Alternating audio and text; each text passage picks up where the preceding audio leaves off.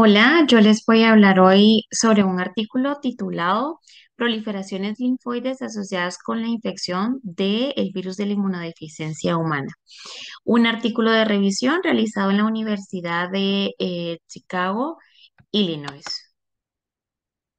Como objetivo, describir las principales categorías de proliferaciones benignas en pacientes VIH positivo. Algunos datos importantes que quiero mencionarles. En cuanto al riesgo, las personas inmunodeficientes tienen un mayor riesgo de desarrollar lesiones linfoproliferativas y linfoma. El problema y el detalle está en diagnosticar una lesión maligna de una benigna, es decir, diferenciar estas lesiones y no subclasificar pues estas entidades como siempre entidades malignas, sino que tener mucho cuidado en tomar en cuenta que también existen entidades benignas. En cuanto a los patrones, los pacientes VIH positivo pueden desarrollar linfadenopatías generalizadas que pueden confundir con linfomas. Su diferencia se basa en la morfología, es decir, el linfocito y los ganglios linfáticos estarán muy reactivos y esto clínicamente tendrá un aumento de las adenopatías y por tanto puede confundir perfectamente con una neoplasia maligna, es decir, un linfoma o una leucemia. También será diferente su fenotipo y su genotipo, es decir, un ganglio linfático benigno tiene fenotipo y genotipo muy diferente que un ganglio linfático neoplásico. Las categorías en general de proliferaciones del ganglio de proliferaciones linfoides se clasifican en benignas y malignas. Los autores quieren enfatizar en las proliferaciones benignas para no clasificar siempre solamente por tener esa predisposición del paciente VIH a una patología maligna, es decir, a un linfoma o a una leucemia, no tener en cuenta, como les repito, unas entidades benignas. Como primera entidad benigna que tenemos que tener en cuenta en paciente VIH se encuentra la linfadenopatía benigna relacionada con el VIH. Tiene tres patrones importantes.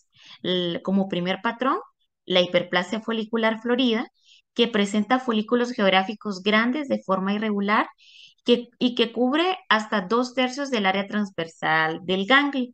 Es la primera imagen que ustedes pueden observar. Las flechas negras, pues, eh, in- dan a conocer, pues, que tiene irregularidad o irregular el folículo linfoide, ya se vuelve irregular. Como segundo patrón se encuentra la hiperplasia folicular mixta. En este, el tamaño del área interfolicular es mayor y es más celular. Es decir, que entre y folículo tenemos aumento de la celularidad y no podemos diferenciar un folículo de otro. La involución folicular son pequeños folículos atróficos e hipocelulares que vamos observando como aclaramiento en el centro germinal, con escasas células del centro germinal. Es la imagen que ustedes pueden observar abajo. Observamos muy escasas células en el centro germinal, es decir, lo que está menos teñido. Como segunda entidad benigna en paciente VIH tenemos las lesiones quísticas linfoepiteliales benignas. Estas lesiones, también llamadas como sinónimo, es la lesión linfoepitelial benigna, el quiste linfoepitelial benigna, hiperplasia linfoide quística y enfermedad de las glándulas salivales relacionadas con el VIH. Estas lesiones quísticas se presentan en glándula salival asociadas o muy cercanas a los folículos linfoides. O también se puede presentar en el folículo linfoide que está dentro de la glándula salival. Solo recordemos para mencionarles, La histología, pues, del folículo, de la glándula salival incluyen folículos linfoides alrededor de las glándulas salivales. Por eso es que esta entidad está muy asociada a la glándula salival o está determinada en este sitio anatómico. Asociado a agrandamiento de las glándulas salivales, es decir, la hipertrofia de las glándulas salivales e infiltrado linfoide significativo. Representa aproximadamente el 25% de las hiperplasias de glándulas salivales en la población VIH positivo y es el diagnóstico diferencial más cercano del adenoma pleomorfo, que no es tan frecuente en la patología en paciente VIH.